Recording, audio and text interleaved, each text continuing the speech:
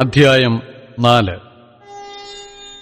എന്നാൽ ഭാവികാലത്ത് ചിലർ വ്യാജാത്മാക്കളെയും ഭൂതങ്ങളുടെ ഉപദേശങ്ങളെയും ആശ്രയിച്ച് ഭോഷ്ക് പറയുന്നവരുടെ കപടത്താൽ വിശ്വാസം ത്യജിക്കും എന്ന ആത്മാവ് തെളിവായി പറയുന്നു.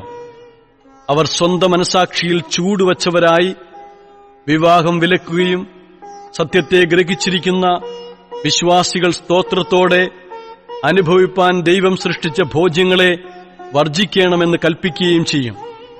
എന്നാൽ ദൈവത്തിന്റെ സൃഷ്ടിയെല്ലാം നല്ലത്. സ്തോത്രത്തോടെ അനുഭവിക്കുന്നുവെങ്കിൽ ഒന്നും വർജിക്കേണ്ടതല്ല. ദൈവവചനത്താലും പ്രാർത്ഥനയാലും വിശുദ്ധീകരിക്കപ്പെടുന്നുവല്ലോ.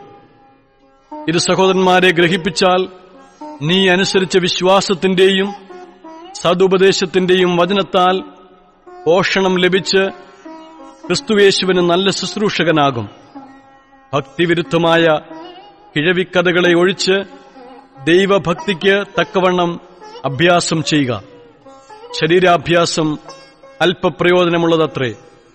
ദൈവഭക്തിയോ ഇപ്പോഴത്തെ ജീവന്റെയും വരുവാനിരിക്കുന്നതിന്റെയും വാഗ്ദത്തമുള്ളതാകിയാൽ സകലത്തിനും പ്രയോജനകരമാകുന്നു. ഇത് വിശ്വാസ്യവും എല്ലാവരും അംഗീകരിപ്പാൻ യോഗ്യവുമായ വചനം.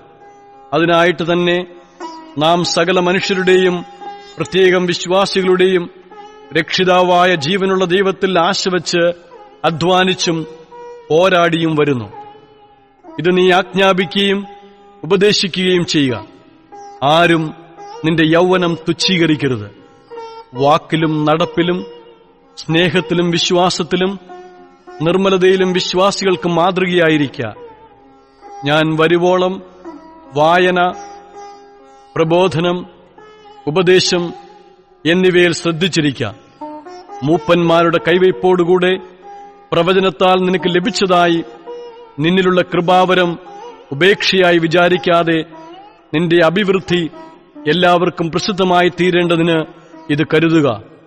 ഇതിൽ തന്നെ ഇരുന്നു കൊള്ളുക. നിന്നെ തന്നെയും ഉപദേശത്തെയും സൂക്ഷിച്ചുകൊള്ളുക. ഇതിൽ ഉറച്ചു നിൽക്ക. അങ്ങനെ ചെയ്താൽ നീ നിന്നെയും നിന്റെ പ്രസംഗം കേൾക്കുന്നവരെയും രക്ഷിക്കും.